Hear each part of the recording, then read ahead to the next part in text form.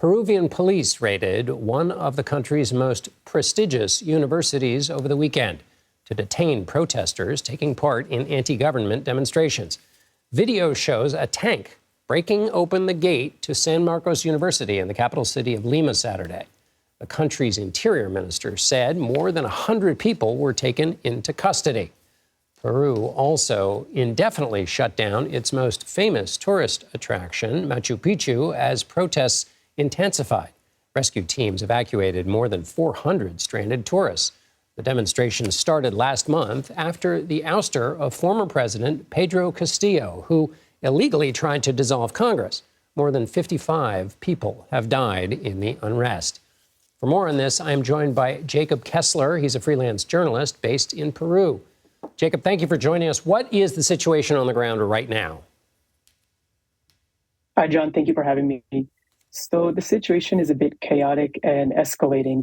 Right now in Lima, the protests are growing. In the past few weeks, the hotspots of the protests have been in Cusco and Puno and Arequipa. Those are all cities in the south of the country. But the latest development is what's happening in Peru's rich capital here in Lima. So for the past week or so, aggrieved protesters from the south, from these southern cities, have been arriving in masses, taking buses, taking trucks, hitching rides, all so that they can bring their fight to Lima. There have been protests here over the past few weeks, but they haven't been as intense in the south. And now you have people who are coming from these southern cities where most of the protest deaths have occurred. So there's way more anger, and they're bringing that anger to the capital. Jacob, one of the things we've seen in Brazil, we saw it in the United States, was that there is a kind of self-creating process in addition to having a kind of a ringleader of these insurrections. What's the case there?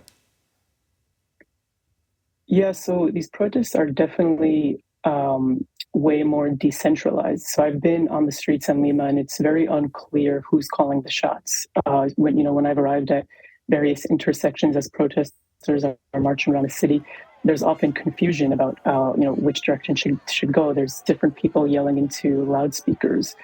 So I think maybe perhaps unlike some populist movements in the US and Brazil, I think here in Peru, it's not as clear who's calling the shots.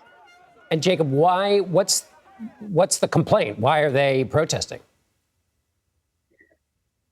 So, as you mentioned in the intro, Castillo illegally decided to commit a self-coup, which was successfully pulled off 20 years ago by Fujimori. But with Castillo, he wasn't able to do it. He didn't have the backing of the police. He didn't have the backing of the military. He was immediately arrested, and then protests broke out, 1 or 2 days later. And for a lot of the people protesting, they saw Castillo as sort of one of them. Castillo was the first president from a campesino background, from a peasant background.